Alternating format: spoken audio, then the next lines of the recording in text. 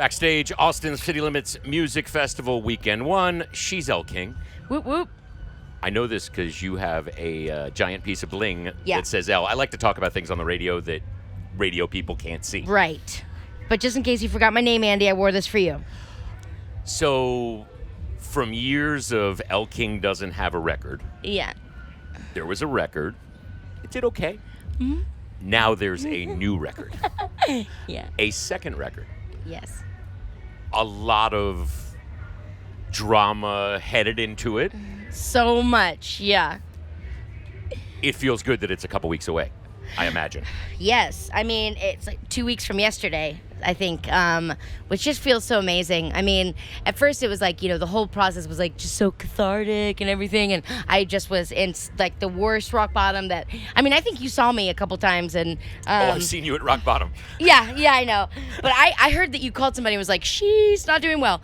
But, and then, now that I've got this tangible thing of like my therapy and I'm just like, oh, it's behind me, it's coming out, I can't wait to show the world. I know other people have felt how I felt before, and so I'm just really excited to put it out. And on top of that, I'm really proud of the music and the songs and my band, and so it's just like I feel like a little kid and it's like almost my birthday, so it's just the most exciting time, and I'm just so proud of it. What felt like the turning point? I'm not sure. I think the real turning point, honestly, was recently when the second song came out. So we released Shame, I think in August, and I think it was like maybe 2 weeks after that we released Good Thing Gone, and then it really wasn't until then when I was like, I started to kind of chill out a little bit, and Mercury left retrograde, and I started to feel, I know, I'm like that now. Moves to LA once, right?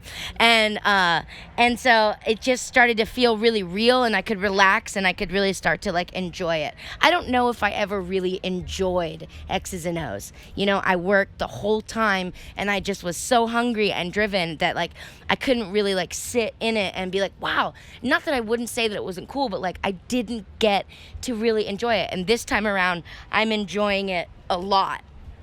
Which parts are you enjoying? The playing live, the running around? Not that. No. Yeah. I'm very lazy, so I hate running. But I don't know. There's just a different level of excitement, I think, because I was involved in every single note, every word, all of it. It was, came, through me and with my boys who, are my best friends and my family. And so it's just, there's like a togetherness with this that I've never felt before in anything that I've ever created or done, which just makes it that much more exciting. And then when you have this, like a group of people behind you and they're just as excited because they're as invested, it's just, I don't know, it's a really wonderful and beautiful thing. And you're just more clear-headed anyway. Yes. So there's that. Right. I'm not on a crazy amount of drugs like I was. And so I'm very present, and I am enjoying that, I think. There's a song at the end of the record where it leads to a long gospel breakdown. Yeah. You preach. I do. And that is a positive moment. It is a positive moment, yeah. And what's cool, you were talking about Little Bit of Lovin', which came out a couple days ago, yesterday. What day is it? Came out yesterday. Okay. Woo! And that's my favorite song on the record. And it's funny because I made that song at the beginning of the record process when I was still just so lost, and so in a weird way it was like this beautiful message to myself from myself that it didn't even really click until I was singing, and like the words clicked in what I was saying, and I was like, oh my gosh, like I am gonna be okay, and this whole situation isn't gonna break me.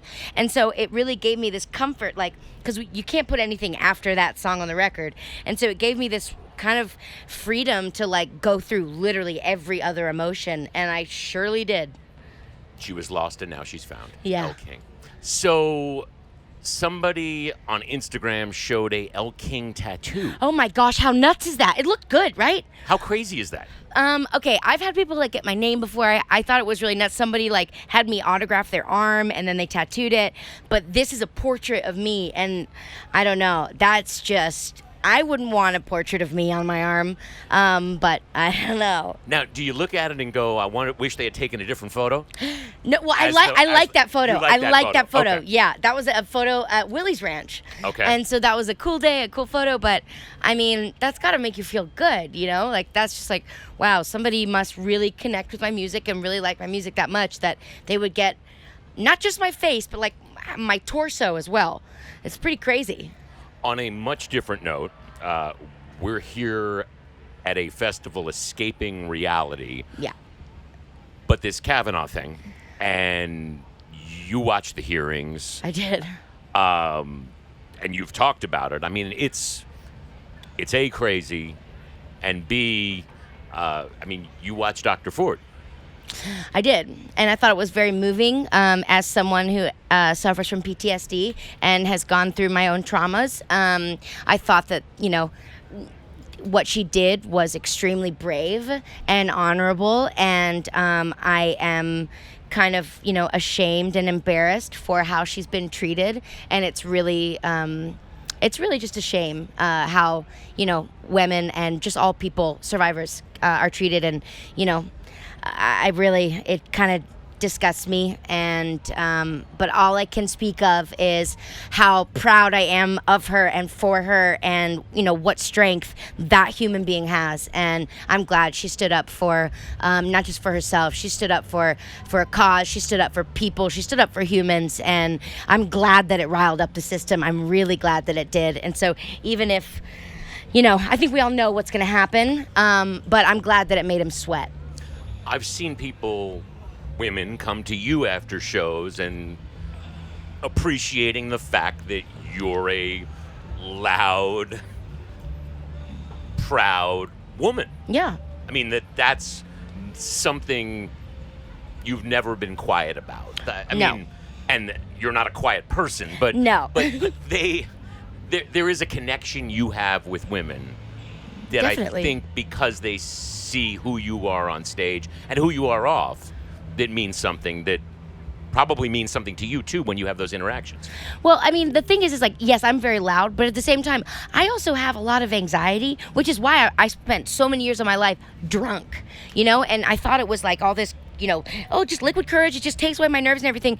But, you know, now I'm starting to see that a lot of people, I don't know, and I don't want to talk down about them, but they're kind of afraid to be loud because of what happens to loud people, you know? And so I'm glad that I can be loud for people. I'm really glad that I am, and I don't care what comes at me, because I get a lot of crap for it, you know? But I'll take that if it makes people, you know, feel like I'm doing it for them, because I am. I'm doing it for not just for myself. I'm doing it for women. And finally, as somebody who, I mean, you played the old Austin City Limits soundstage. Yeah. This festival means something, right? 100%. Different than the rest of them. Yeah. I mean, I finally feel like I'm in the club. So it's really cool, and, you know, to finally be getting to play ACL and to be, you know, playing almost my whole new record in entirety, is just a very exciting thing. And this is the month that the album's coming out. I really am on cloud nine, and I'm just really over the moon. And also, I just want a poster that says my name and Paul McCartney on it. That's it. Those are easy to find. I think so, yeah. She's Elle King. We are backstage, the Austin City Limits Music Festival. We'll have more from backstage at the festival throughout this weekend and next.